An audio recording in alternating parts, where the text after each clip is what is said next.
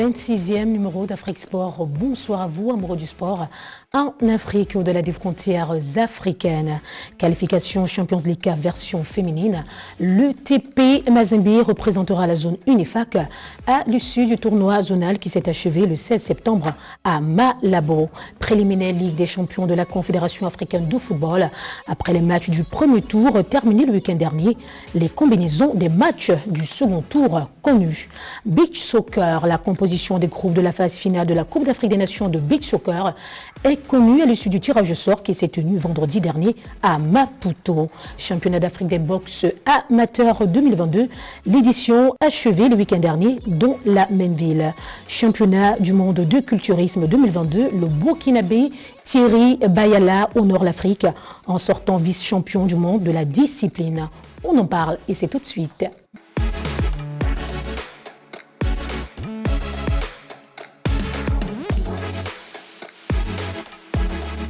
Le meilleur de l'actualité sportive, c'est sur Télésud. Bonsoir Jean-Jacques Missé. Bonsoir Marceline, bonsoir Castro, bonsoir à tous les téléspectateurs de Télésud. Bonsoir Fidel Castro. Bonsoir Marceline, bonsoir à Jean-Jacques Missé, bonsoir à tous les sportifs. Championnat du monde de culturisme, le Burkinabé Thierry Bayala honore l'Afrique en sortant vice-champion du monde de la discipline.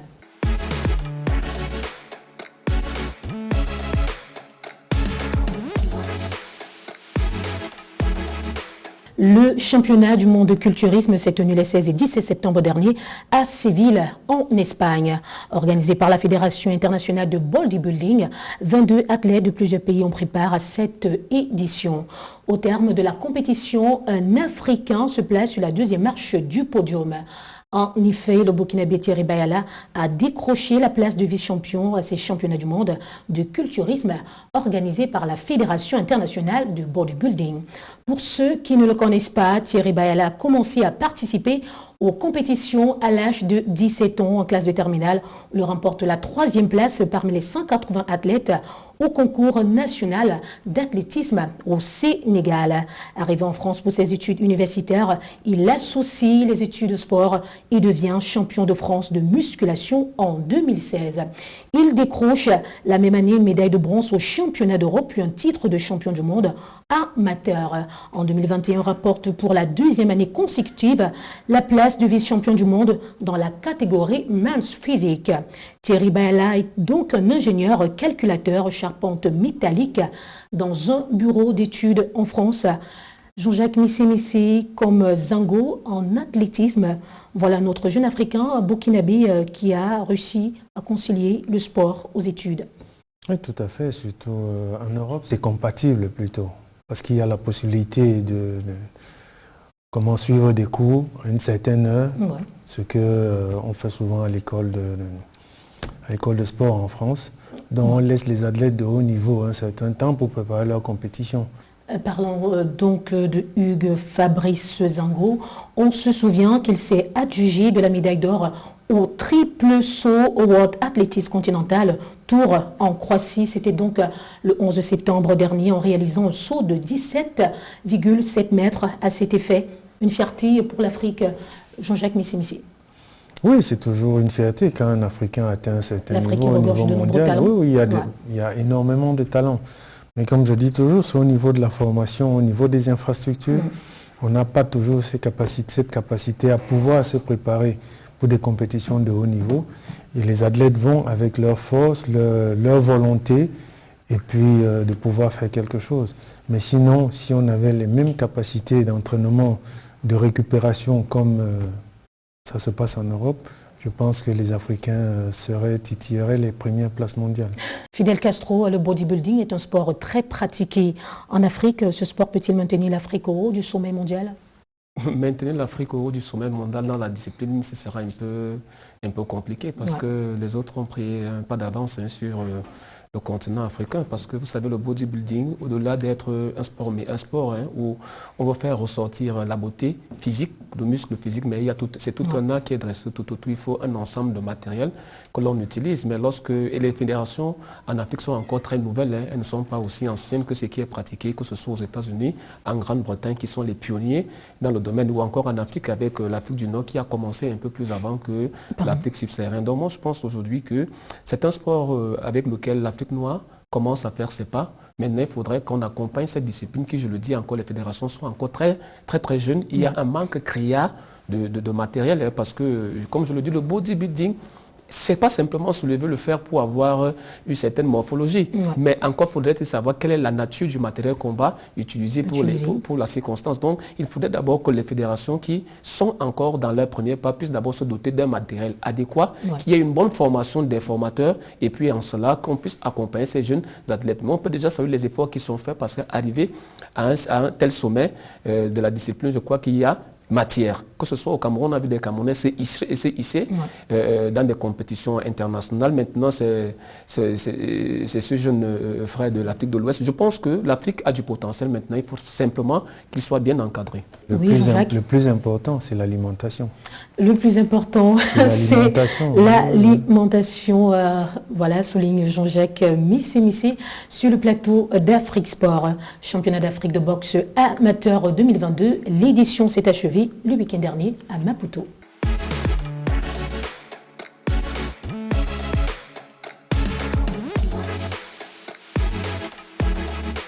La 19e édition des championnats d'Afrique de boxe amateur s'est déroulée à Maputo, Mozambique, du 12 au 17 septembre 2022, après une interruption de 5 ans.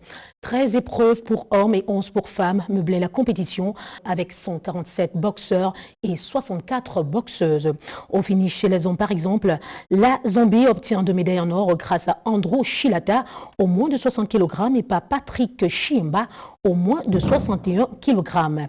Le Mozambique s'en sort avec 2 médailles en or, également remportées par Amando Sigok, au moins de 57 kg, et Yassine Ussoufo, au moins de 48 kg. L'Algérie obtient 1 médaille en or, au moins de 67 kg, puis 2 médailles en argent et 4 médailles en bronze. Le Cameroun, quant à lui, finira avec 1 médaille en or, remportée par Paul Donatien, au moins de 92 kg. Chez les femmes, la Camerounaise Reine-Laure Ngouné célèbre l'or. Chez les moins de 52 kg, l'Algérienne Roumessa Boualam reçoit l'or, au moins de 50 kg. La Marocaine Kadidia Mardi récupère l'or, au moins de 81 kg. Tandis que la Mozambicaine Grady Graman remporte l'or, au moins de 75 kg. Rappelons que la première édition des championnats d'Afrique de boxe amateur s'est déroulée en 1962, c'était en Égypte. Et l'avant-dernière en 2017 a eu lieu à Brazzaville, au Congo. Fidel Castro, nous poursuivons avec vous dans cette discipline. Chez les femmes, au finish, l'Algérie est en tête avec 3 médailles en or, suivi du Mozambique, 2 médailles d'or. On peut dire que les femmes ont fait honneur au pays hôte. Oui, les femmes vont faire honneur au pays hôte, mais il faudrait d'abord souligner quelque chose d'entrée de jeu ici, c'est qu'il faudrait reconnaître d'abord l'hégémonie du Maghreb dans la boxe sur le continent africain, que ce soit sur le tableau masculin, que ce soit ou encore sur le tableau féminin, parce qu'on retrouve l'Algérie sur les deux plans. Maintenant, on va également saluer les prouesses qui ont été faites par l'Afrique australe, notamment à travers le Mozambique, qui a essayé de venir titiller un peu l'hégémonie algérienne. Donc ici, ce que je voudrais dire, c'est simplement que c'est des compétitions qui permettent à ce que les jeunes, parce que pour arriver au statut professionnel, il faudrait d'abord bien cultiver le sport amateur. Et contrairement à ce que beaucoup pensent, le sport professionnel n'est pas un sport olympique, mais c'est plutôt le sport amateur qui est un sport olympique. Et à partir de ce moment-là, beaucoup de ceux qui viennent souvent de ce côté ont du mal à s'adapter aux règles de la boxe amateur. Donc, ce qui voudrait donc dire que l'Afrique, pendant des années, a beaucoup péché à travers cette inadéquation entre les deux disciplines. Maintenant, on va donc saluer le fait que la discipline, ou encore que les championnats ont repris. Ça va donc donner de l'ampleur, mieux encore, ça va donner de l'élan aux sportifs africains et notamment aux boxeurs africains, aux boxeurs amateurs qui, de là, aujourd'hui, ont donc de la matière à pouvoir mieux s'entraîner, mieux se préparer pour les échéances à venir. Après 5 ans d'interruption, n'était-il pas assez pour la Confédération africaine de relancer ces championnats d'Afrique de boxe amateur, Jean-Jacques Missimsi? Oui, il était temps, parce que les Africains, je pense que organiser ces compétitions, ça dépend aussi de la volonté des pays. Ça dépend de la volonté des pays. Quel est le pays hôte qui accepte de recevoir cette compétition? C'est vrai que la Confédération africaine de boxe peut faire le nécessaire, mais si elle ne trouve pas des candidats pour pouvoir abriter les compétitions, ça ne se fera pas. Et je pense que c'est là où le bas blesse peut-être. Sinon, je pense que pour la Confédération africaine de boxe, ils aimeraient organiser ce genre de tournoi peut-être tous les 2 ans. Mais comme on dit, c'est une question de finances. Et là, aujourd'hui, on ne trouve pas beaucoup de pays qui aimeraient accueillir ces compétitions. Mais quand il s'agit de football, ça va vite. Même aujourd'hui, avec les exigences de la CAF, même quand il s'agit de football, aujourd'hui, on n'est pas sûr que la Coupe d'Afrique 2025 va se dérouler en Guinée équatoriale. C'est une parenthèse. En Guinée-Conakry plutôt. C'est une parenthèse. Beach Soccer, la composition des groupes de la phase finale de la Coupe d'Afrique des Nations de Beach Soccer est connue à l'issue du tirage au sort qui s'est tenu vendredi dernier à Maputo.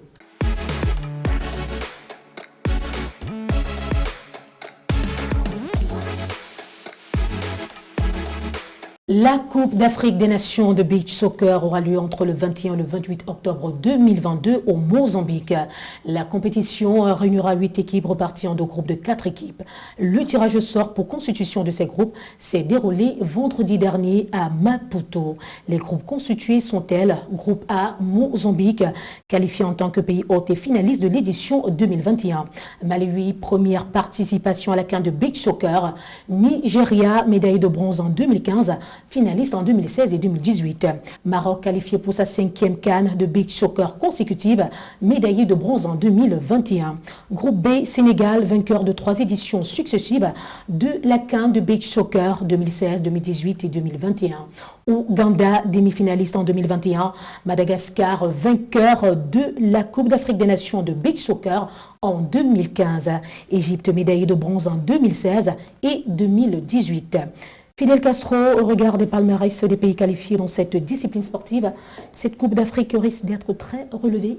Oui, elle sera d'ailleurs très relevée parce que lorsque vous avez écouté l'entraîneur sénégalais Mamadou Diallo, il a d'ailleurs estimé que ce sera l'une des compétitions la plus relevée parce que vous devez le savoir, même si le Sénégal est tenant du titre, mais le Sénégal, il va là-bas parce qu'ils se disent qu'il y a quelque chose de particulier cette année. Et encore que le Sénégal tombe dans une poule où on retrouve 2 habitués de cette compétition. Vous avez d'une part les Égyptiens, vous avez Madagascar. C'est pour vous dire que c'est une compétition qui est assez relevée. Et puis on a noté l'émergence de nouvelles forces.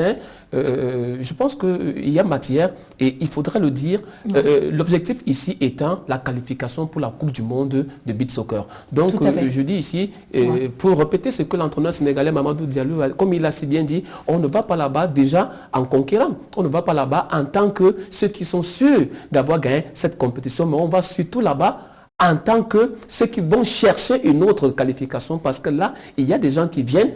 Également, on a le Nigeria qui est assez solide en la matière. Il y a la Côte d'Ivoire qui est assez solide en la matière. Donc, je pense que ça va se jouer, comme Jean-Jacques aime souvent le dire, et ce sera, comme on dit chez nous, ce sera sur le sol.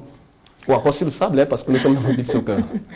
Préliminaire Coupe de la CAF. Le premier tour s'est achevé le week-end dernier et les combinaisons du second tour sont connues.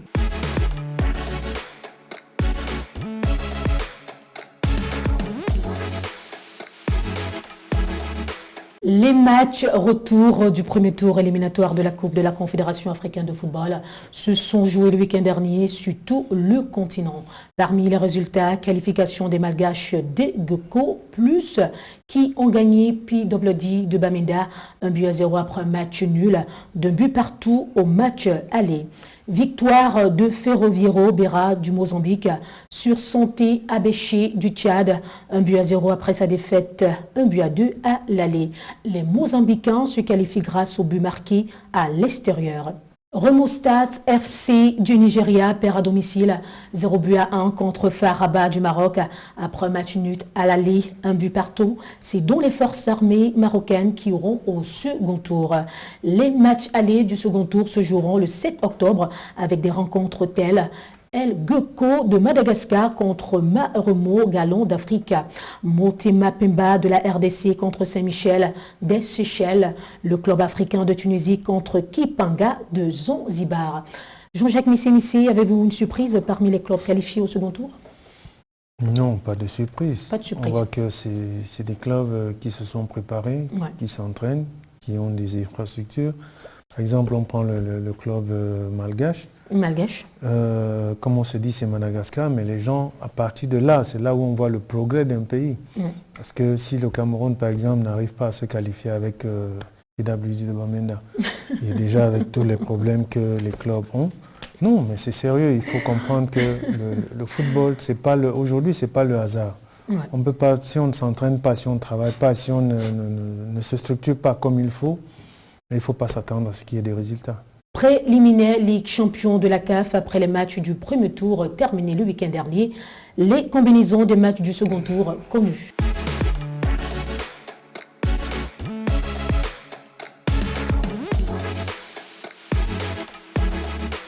Les matchs retour du premier tour éliminatoire de la Ligue des champions de la CAF se sont joués le week-end dernier. Parmi les résultats en note, la défaite de Gaborone United du Botswana face à AS Vita Club de la RD Congo, 1-3.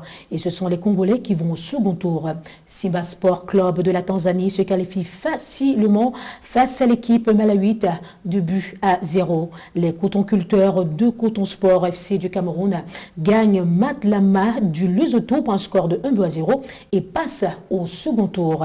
Les matchs du second tour se joueront à partir du 7 octobre avec des rencontres telles Petro de Luanda d'Angola contre Cape Town City d'Afrique du Sud, ASEC Mimosa de la Côte d'Ivoire contre Oroya de la Guinée, Volcan Club des îles Comores contre Mamelodi Sundowns d'Afrique du Sud. Qu'est-ce qui a retenu votre attention lors de cette première journée des préliminaires qui s'est achevée, Fidel Castro? Deux choses. D'abord, qu'on a retrouvé les principaux cadors que l'on a l'habitude de retrouver dans cette compétition, notamment avec les Mamelodi Sundowns d'Afrique du Sud qui sont toujours là, les clubs égyptiens toujours présents, les clubs marocains très présents, toujours présents. Et de l'autre côté, maintenant, on a quand même quelques nouveaux qui sont là, notamment le futur adversaire de Coton Sport de Garoua, qui est un club qui sort de l'Eswatini.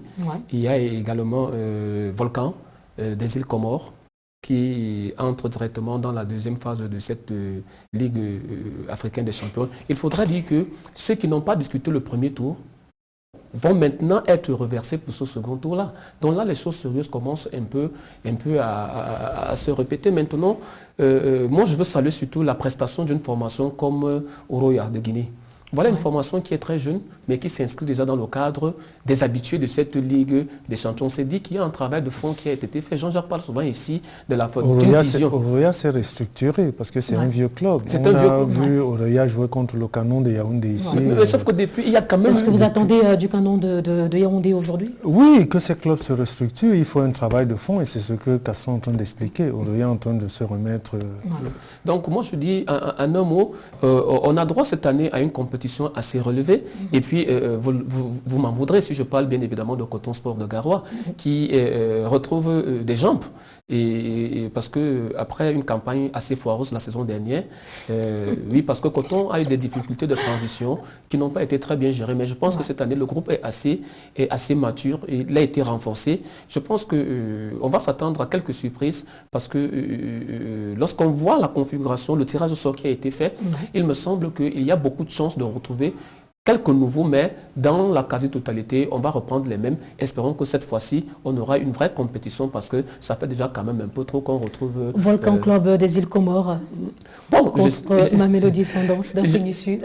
On peut dire d'avance que les Mamelodi Sundowns vont favoris sur le tapis parce que c'est quand même un des cadors de cette compétition. Le club est d'abord en termes de budget, il est très largement au-dessus. En termes d'effectifs, il est très largement au-dessus. En termes d'expérience. Maintenant, on peut dire que c'est gagné d'office. C'est gagné d'office apparemment, mais lorsqu'on a vu le football développé au Cameroun lors de la dernière CAN par les Comores, on est en droit de se dire aujourd'hui qu'il y a quand même une matière il y a quand même matière grise. Donc, ce ne sera pas aussi facile que cela. Même si vous demandez mon avis, il me semble qu'en une confrontation aller-retour, ce sera difficile véritablement pour Volcan de pouvoir s'en sortir.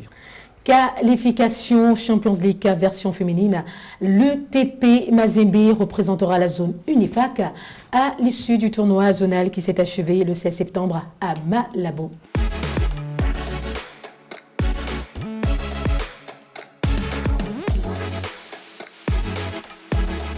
Le tournoi qualificatif de la zone UNIFAC pour la Ligue des champions africains 2022 version féminine s'est achevé vendredi dernier à Malabo en Guinée équatoriale. À l'issue de ce tournoi, c'est le tout-puissant Mazembe qui a été champion et est le dernier qualifié pour la Ligue des champions féminines de la Confédération africaine de football. Les Congolaises ont en effet remporté le tournoi de la zone UNIFAC en battant en finale AS Awa du Cameroun 2 buts à 1.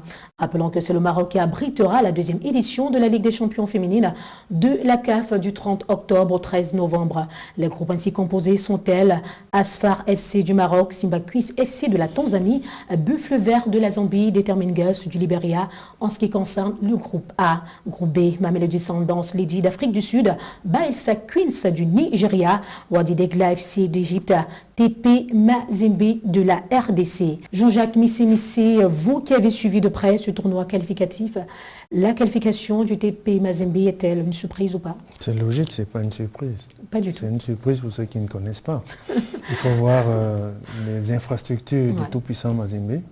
D'abord. Il s'agit quand même du tout-puissant Mazembe. Il s'agit du tout-puissant Mazembe. Ouais. Contrairement à ce qu'on voit avec Awa au Cameroun, les dirigeants essayent de faire quelque chose, mais ce n'est pas encore ça. Donc c'est normal que le tout-puissant soit qualifié. Moi, c'est sans surprise et je pense que ce sera le meilleur représentant de la zone UNIFAC. Je ne sais pas si Castro va me contredire, mais je pense que aujourd'hui...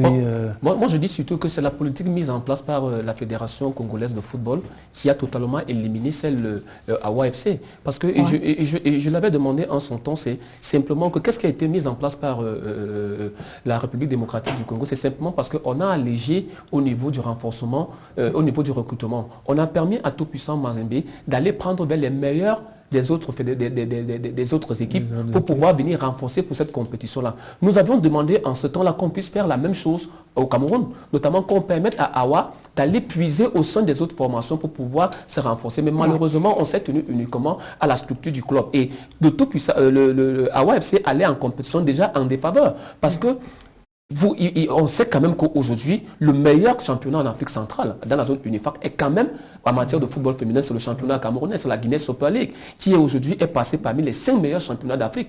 Donc, si on va à armes égales, il me semble que la Guinée équatoriale, notamment, qui, depuis des années, faisait tout feu, le Awa FC a totalement battu l'équipe équato-guinéenne.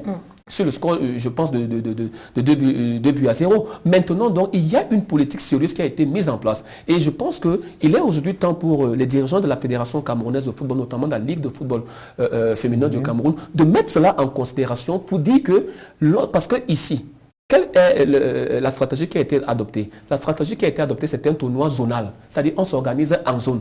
Il faut donc permettre à chacun des représentants d'un État de la zone de pouvoir mieux se solidifier, de pouvoir mieux se renforcer en permettant simplement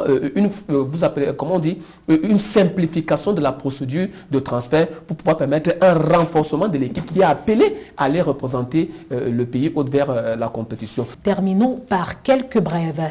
La RDC a battu à Kinshasa le Congo 15-0 en match amical international de rugby à 15.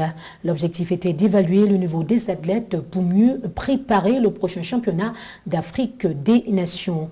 Mondiaux de cyclisme, 7 coureurs marocains au rendez-vous. Les championnats du monde de cyclisme se déroulent depuis le 18 septembre en Australie. Dans les catégories élite, U23 et junior chez les hommes et junior dames, l'Afrique est valablement représentée par une délégation marocaine de 7 coureurs. Nous reviendrons pour le bilan. Tour de Côte d'Ivoire 2022, les Burkinabés se consolent avec la 2e place.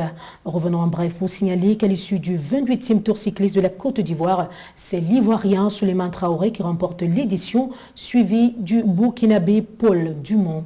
Notons également que pour cette édition 2022 qui s'est achevée avec beaucoup de réussite, 6 pays y ont pris part. Once Diabot, honorée personnalité sportive féminine de l'année du monde arabe. La 6e édition du prix de Fatima Moubarak tenue à Abu Dhabi a consacré la tenniswoman tunisienne Once Diabot, personnalité sportive de l'année du monde arabe. Pour le sport féminin, la joueuse de 28 ans a réalisé de belles performances cette année. Elle a remporté 3 titres et disputé 2 finales du Grand Chelem. Golf Lady European Tour, la Marocaine Inès Laclalèche, toujours sur un nuage. Inès Laclalèche est entrée dans l'histoire. La golfeuse de 24 ans est devenue la première Marocaine à remporter un titre sur le Ladies European Tour. Elle s'est adjugée le Lacoste Lady Open de France ce samedi. Laclalèche a battu en play-off l'anglaise Megan McLaren. Rallye, le Mountain Gorilla Rally du Rwanda se déroulera le week-end prochain. Du 23 au 25 septembre 2022, près de 25 pilotes participeront au Rwanda Mountain Gorilla Rally qui fait partie du calendrier du championnat d'Afrique du rallye. L'année dernière au Kenya, 17 pilotes avaient participé à l'événement qui avait été remporté par le Kenya Karl Tundo.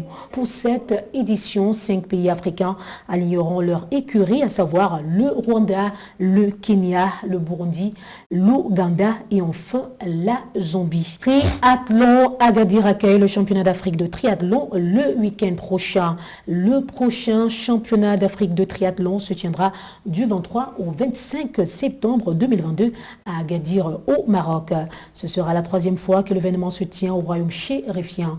En dehors du Maroc, pays hôte, 7 autres pays seront présents à cette édition, à savoir l'Algérie, l'Afrique du Sud, l'Égypte, le Zimbabwe, la Tunisie, l'île Maurice et enfin le Kenya. C'est la fin de ce 26e numéro d'Afrique Sport.